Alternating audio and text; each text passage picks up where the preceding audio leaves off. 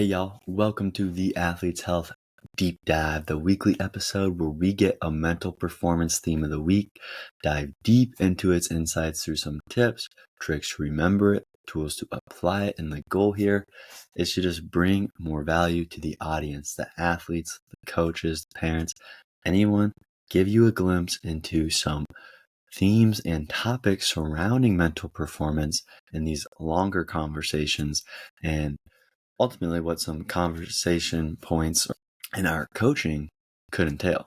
Now, ultimately, we hope to help you out, get you using these tricks, adding the tools to your tool belt, your bag, and up that mental performance.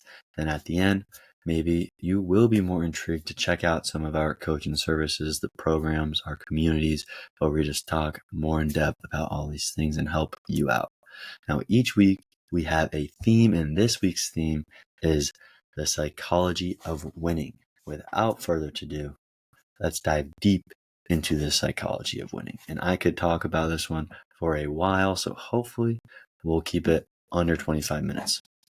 But just to start off with this, when we talk about winning, it's easy to picture a trophy, a championship, a game-winning moment, but winning is more than just the final moment. It's about the goals we set, the ones we pursue along the way. And just like in sports, where the goal is the objective, whether it's a soccer goal, a field goal, a touchdown, the path to winning is defined by the goal we work towards daily. Now, these goals aren't a one-size-fits-all. In fact, I like to categorize them into these 4 key types. And these can be found in like our programs and stuff. Number 1 are mountain goals. Now, these are big, overarching goals that take time and effort to reach, if we even ever reach them. The thing is that it's the top of the mountain. We might veer off course, we might go a different way. These mountain goals are up there. Number 2 are these stepping stone goals. Now, these are the smaller incremental goals that really help us get there. I like to think you're hopping stone to stone. You're going through a river, hopping stone, next stone, next stone, next stone, etc., right? They help us progress. The third one are these difficult goals. Now, these are challenging objectives that really push us beyond the limit. Now, these are going to be hard, right? And that's the point. Think about like we're climbing up a steep rock, and that's how we get up to the top of the mountain, or a path to there. These are the goals that are the stepping stones, but they're going to push us. They're going to make us better. And lastly, these self-referenced goals. Now, these are personal benchmarks we set to really measure our own growth, because we can compare ourselves to all these outside goals or all these other things we want to do, but ultimately it's the ones where we focus on the inside that really create the success and the wins along the way. So as we go through today's episode, just think about how these types of goals guide you through challenges, lead to small victories, ultimately help you win. Now, when we get a clear focus on what we're working towards, even those toughest competitions can become more manageable. Let's dive into the tips, tricks, tools. Tip number 1, understanding what drives you. Now, every winner is driven by clear goals. It could be avoiding failure. It could be chasing success. Now, these goals give us a direction. And like in sports, when players constantly aim to score a goal, right? That's kind of the end result of any game. You're going against the goal, so you have more goals than the other person, other team, right? Our goals guide us through the challenges and setbacks that we may face. They make every small victory a step closer to the win. So consider what type of goal you're working towards or working on. Maybe it is that mountain goal. It's something very long-term. It's something huge. It's something you're dreaming of. Maybe it's just a stepping stone goal, that next step that helps us get there, a smaller achievable thing that we can reach. The trick here for this is find your driver. And I got a few stories behind this, but first off, I want to kind of represent what these 4 drivers could be.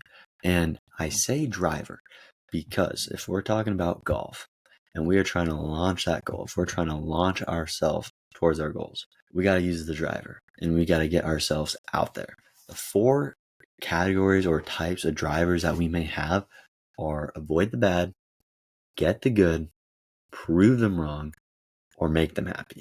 Now, there can be other ones too, but ultimately it comes down to these 4. And I'm going to say it one more time just because I believe they're so important. Avoid the bad, get the good, prove them wrong. Them can be the haters. I mean, that's up to you to decide, and then make them happy. When you're doing stuff, you're probably doing something because of one of these 4 drivers, and that is why we're referencing them. The other thing we can do is write down how each driver applies to the goals and reflect on them regularly. So I want to put this in just one more framework, is that winners crave victory, just like how a lot of people I talk to crave fried chicken for its taste. Hear me out on this. Whether it's proving people wrong or achieving something sweet, knowing what drives us keeps us focused when the going gets tough. We like that taste of victory. If those goals are clear, they're defined, we know what that victory is going to taste like. And it's just like that tasty fried chicken. We know the taste. We want to get some more of it, right? Ultimately, that is why tip number 1 is understanding what drives you. We have your drivers. So trick is find your drivers with the tools.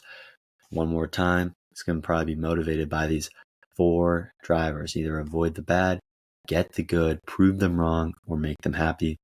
And if we write down how the drivers apply to our goals and reflect on them regularly, we can work on the drivers a little bit more and we can progress it. Tip number 2 is recognizing the small wins. Because winning isn't just about these big moments, the trophies, the championships, the accolades. It's about the little wins that lead up to those big moments. We don't get those big moments without all the little wins that led up to it.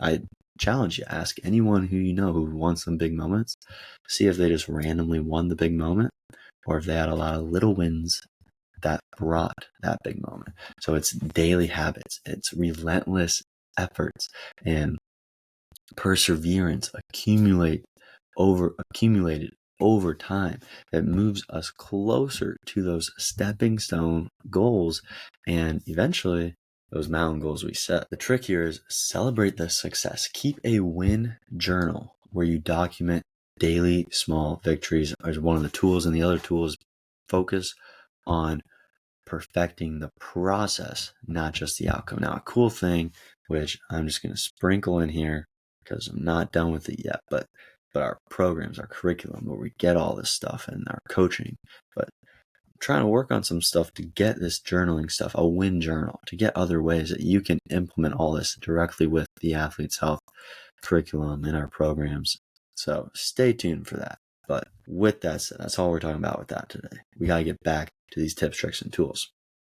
When we have the win journal and we're tracking those daily small victories, we can make sure we're working on perfecting the process and not just the outcome. So what I wanted to share about this was Tim Grover. Now, he's a trainer. He started his career for Michael Jordan. Then he moved on to other NBA players, Kobe, Dwayne, and then he moved into other sports too. But now he's just like a top level mental performance coach and does some other thing too. But his story of training elite athletes shows how big wins are built from the daily successes, like showing up to the gym. They would get to the gym at 5 a.m. Okay, and it was just a routine thing that they did. Well, then the rest of the team would get there at 7 or 8, hitting that perfect stride in practice. They'd get in their groove. They'd saw what worked for them. They celebrated those small wins, and they made sure if they had some, they looked at what happened and did that again. So they had that win journal of what's been working, and then they reiterated what worked. And when they reflected and checked the process and perfected that, not just the outcome, which they were looking at the outcome to tailor the process, they moved along better and faster. Those were the stepping stones towards something bigger that they wanted. And even Tim Grover did this himself to get into the space of coaching. these top level athletes. So tip number 2 was recognizing the small wins with the trick, celebrate the steps and the tools, keep that win journal. Hopefully I can help you out with that sometime soon, and reflect on those small victories. Focus on perfecting the process, not just the outcome. Will also come with that, and we have those mountain goals. Hey, thanks again for tuning into the Athletes Health Podcast. Your support really does mean a lot. We are passionate about bringing the mental health and performance topics to the forefront because, let's be real, the mental health crisis is a huge issue in society. Now, if you're enjoying the show, it would mean the world to us if you could just give it a 5-star review and share it with anyone who might benefit this message. Every bit helps in spreading the word and creating a stronger, healthier community. This podcast is just a small part of what we are doing at the Athletes Health. We work directly with teams, coaches, and individual athletes even to help them unlock their full mental performance and ultimately overall performance. Now, whether that's getting the competitive edge, breaking through mental blocks, or just leveling up in the mental gym, we're trying to cover it all with people. So thank you for listening and supporting our mission.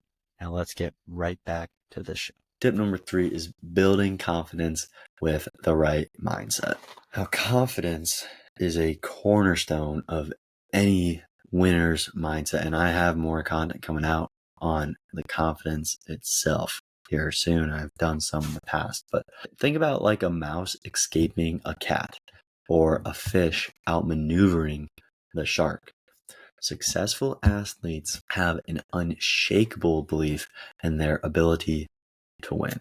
They believe it in themselves. Now, this belief is rooted in setting the self-reference goals that we talked at the beginning. They were measuring progress against their own performance. So we measure our progress against our own performance, not other people's performance. And we have the trick name of a confidence compass. This is going to be our guide for that confidence. What we do, the tools, reach in our bag, add them to our bag, our tool belt, is visualize success before every major performance. Walk through the steps in your mind, and then after a game or practice, maybe after every one, hopefully, reflect on what went well to reinforce the confidence. Even if nothing really else went well, something had to have gone kind of good. You have to learn from something. Once again, this can tie back to the journaling, the reflecting. So we have it pen to paper. We have thoughts down so we can see it back. Because in sports and life, the winners stand out because they're not second guessing themselves in the heat of the moment.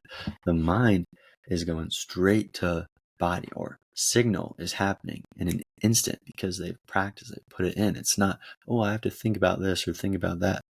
And I will point out, because some people might say this, yes, you do analyze the game and you think about it and you study it.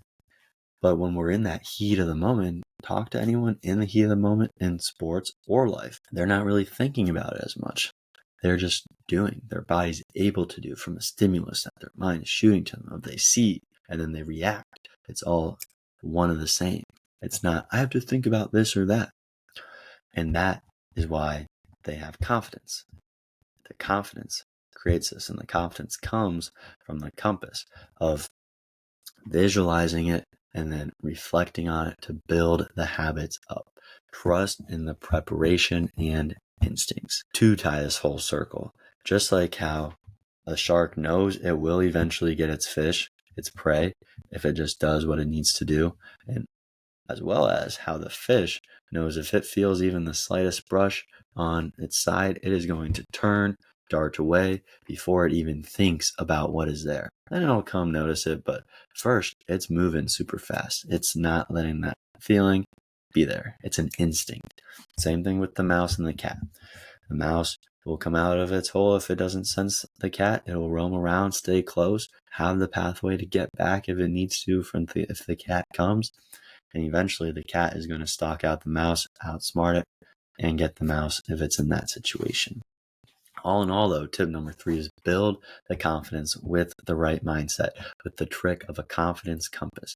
have those tools of the visualizing success before the big moments, walking through the steps in your mind like a train station. And what I mean by that is each step is like another stop of the train, and maybe the ones that work well as we're reflecting and looking back, well, that station was good, that station didn't really need it, pull it out, switch it up. That's our compass helping us out. We look back down the path, we see how we build even more confidence, get that streamlined. For tip number 3. Tip 4, traits that separate winners.